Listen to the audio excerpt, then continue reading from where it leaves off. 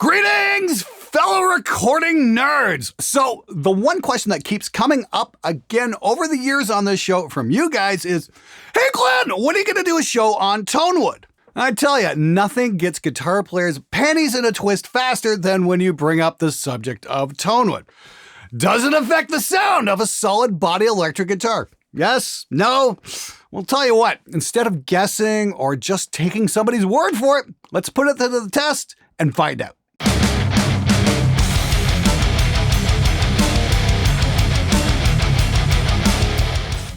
Tonewood. Oh man, the very word immediately sets guitar players on edge and brings forth the emotion of Now the question is simple. Does the wood affect the sound of a solid body electric guitar in any significant way?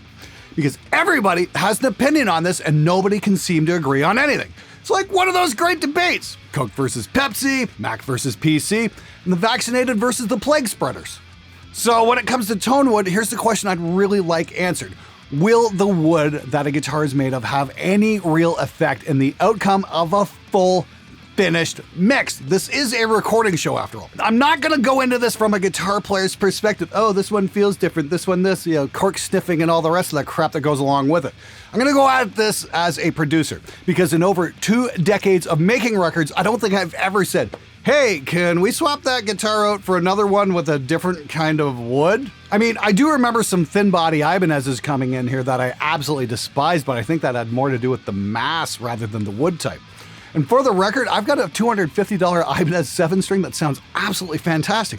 And that's because I upgraded the pickup. Now, for some perspective, my friend Tyler Larson had a video up where he showed some bits with Paul Reed Smith talking about Tonewood. And some people in the crowd were heckling him. And Paul asked them, well, why don't we make guitars out of balsa wood? And the answer to that question is Newton's third law. For every action, there is an equal and opposite reaction. When you pluck a string on a guitar, the body of that guitar reacts against the string. The more dense the body, the greater the reaction, and therefore an increase in sustain. Balsa isn't exactly what I'd call a dense wood. A balsa neck would probably snap under the tension of the strings, but even if you could get it to withstand the forces, it probably wouldn't sustain very long because there's just not enough mass for the strings to react against. In fact, I remember reading in a guitar magazine like decades ago that some of the earliest amplifiers were simple weights affixed to the headstock of an acoustic guitar. More mass equals more the strings can push against and therefore an increase in volume and sustain. Now, if anybody has a link to an article on those, please share it because I can't find anything online about it. So who knows? Maybe that article was bullshit. And please take into consideration that I am no luthier. That is a skill set that I don't possess, and I have the utmost respect for Paul Reed Smith and the instruments that he built. Paul went on to demonstrate the different sounds of wood by having a guy bang on blocks made from different wood types. And it's like, yep, when you play wood as a vibraphone, the different types certainly sound different. And I'm not debating that. Acoustically, different wood types will create different sounds. A birch drum is going to sound much different from a maple one. Now, the same principle applies to acoustic guitars and various classical instruments as well. That's why a Stradivarius violin will sell for millions of dollars. But I'm not trying to debate the tone properties of wood in an acoustic instrument. I'm trying to determine if wood affects the overall sound in a full mix using solid body electric guitars. Now, a couple days ago, Christian Vey pointed out to me that there's a test Strandberg Guitars put up on YouTube several years ago called Does the Wood Make a Difference in an Electric Guitar? And it's a fantastic video. They take 4 blocks of different wood types, same hardware and pickups, and shoot them out. And yes, they produce very different tones. But those are just blocks of wood, not playable instruments.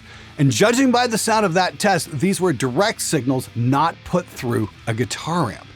And once again, I've got to point this out, I've got nothing but respect and admiration for Ola Strandberg. We had a drink together at Music Messa a few years back. We talked about guitars, ergonomics, and he even let me try out his digital Leica camera. Very cool, and I really want one. I think Strandberg builds absolutely incredible instruments, and I'd love to have one on the show at some time. I think the video he put up really has value. It demonstrates the principle in a measurable and repeatable fashion. It's just basic scientific method stuff. Great job. However, it doesn't answer my question. Will any of this have any bearing on the sound in a mix? And in particular, a metal mix. And that's what I'm doing here. I work with metal bands doing metal productions. I am not looking to record Air Supply. So to really demonstrate this, we'd have to find a guitar builder willing to create a pair of actual real-world solid body electric guitars and build them identically. Same pickups, bridge, nut, tuners, you name it. The only variable would be the actual wood that the guitar is built from. Then we'd have to run them through a real-world recording situation, the same amp, speakers, mics, and play an actual song on the guitars. Because I'm interested in how much of a tone shift there is when rocking the fuck out in the studio, not how wood sounds in a lab test. So, called up my buddy Pierre Charbonneau from Charbonneau Guitars in Montreal and asked if he'd be interested in doing a video on this, and he was like, hell yes! So, several months later, here we are. We got two of his 6-string scimitar models. The first is made from an ash body with a maple neck and bird's eye maple fingerboard. The second is made from African mahogany with a mahogany neck and ebony fretboard. Both guitars are finished with a very thin coat of polyurethane as to minimize any effect the finish would have on the resonance of the instruments. Both guitars are loaded up with DiMarzio Evolution pickups, hip shot bridges, Graphtec Tusk nuts, and ratio tuners. I'd like to thank all those companies for partnering up with us and making this experiment possible. I'm a huge fan of the Graphtec stuff, and the ratio tuners are my absolute favorite. Hipshot bridges are rock solid, and DiMarzio's reputation for making quality pickups goes back for decades. It's a real honor to be working with them. So I was on a video conference call with Henning Pauly a couple of days ago, showed the guitars off, and he immediately got his back up. You're going to do it wrong! You're going to do this, not this, and it's going to be wrong! And I'm thinking, dude, I haven't even played a fucking note yet, and you're already telling me what I'm doing it wrong! This is exactly the sort of zealotry I'm up against. People are so invested in their opinions, and they really don't like having them challenged. Hell, I got banned from a metal Facebook guitar group last fall for daring to show evidence that changing vacuum tubes won't change your amp's tone. I mean, seriously, when is the last time you've ever heard a guitar player complain that the new set of tubes he bought made his amp sound worse? Still not convinced? Then please show me a frequency response chart for a vacuum tube that was created by that tube's manufacturer and not a marketing company. You know, like the type that microphone and speaker builders provide. Maybe there's a reason they don't come with your tubes. However, Henning did bring up a couple of interesting points. What about sustain? And I'm curious about that as well. Remember Newton's third law being what it is. One could assume that one guitar might sustain longer than the other based on the wood's density.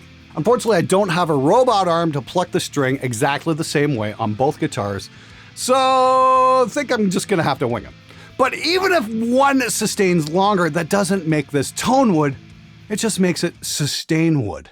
When I think tone, I think of a tone knob on an overdrive pedal. Turn it one way, it gets brighter. Turn it the other way, it gets darker. Simple bass and treble stuff. And when I think Tonewood on a guitar, that's exactly what I'm looking for. A shift in frequencies. One guitar is going to have more bass or treble than the next, based on the guitar's wood. So for everybody out there who's chirping along with Henning going, you're gonna do it wrong, let's start with something that's bound to be approved by even the most jaded of snobby guitar tone aficionados, a 1959 Fender Pro. And because Les Paul said people listen with their eyes and synesthesia is a real thing, there's going to be a real temptation to say that the ash here is a brighter sounding guitar and the mahogany is darker just based on the visuals. So instead, we're going to do a blind test. We're going to call one Guitar A and the other Guitar B. You tell me if there's a difference and which guitar is which. This should be a piece of cake for all you out there with superhuman hearing.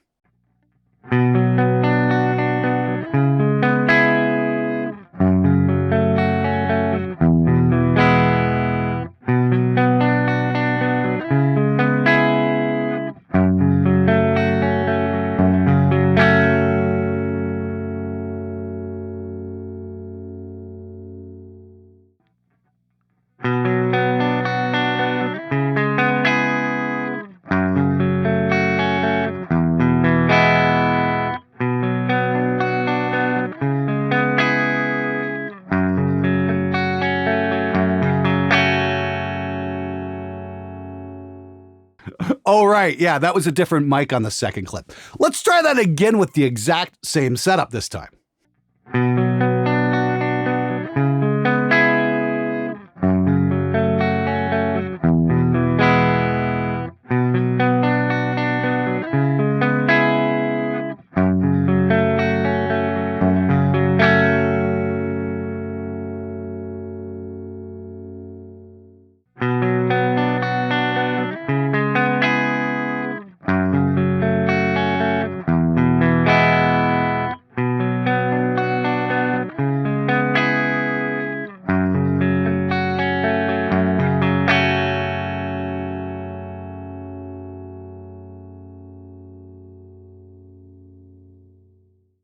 Well, that certainly was interesting, wasn't it? Next up, let's try a medium gain setting. Once again, blind test.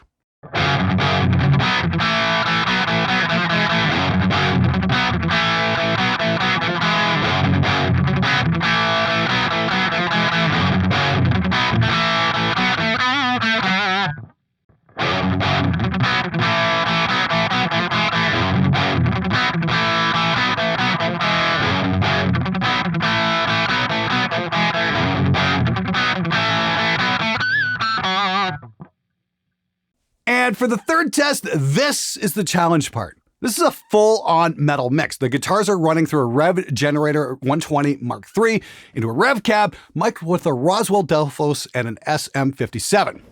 I'm gonna play you guys a full mix that was played on both guitars, and I'm going to treat this mix as I would on a client session. I'm not going to give you any visual cues or even going to tell you how many times the guitars are getting swapped out. Using only your ears, I want you to tell me when the guitar swaps are. So to make this challenge really interesting, the first person in the comments to identify the changes correctly, and I mean not only when the changes are, but what guitar is being used at what time.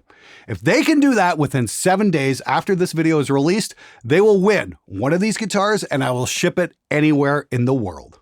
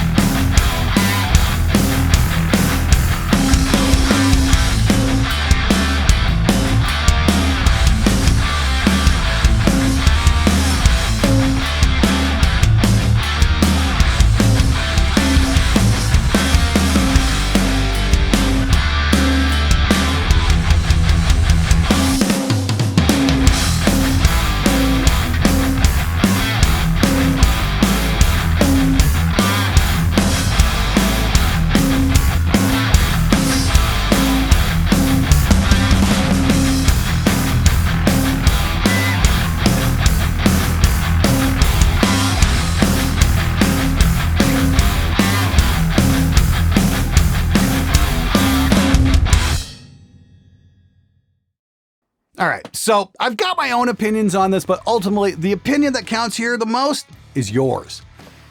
Could you hear an audible change in the mix? Is your superhuman guitar tone hearing as good as you thought it was, or did you just discover the Dunning-Kruger effect? I want to hear from you guys, and most of all, I want to know if anybody can actually get this right without any visual aids. Because if you can't tell a difference in a full mix, then maybe you should stop worrying about Tonewood and work on your skills instead.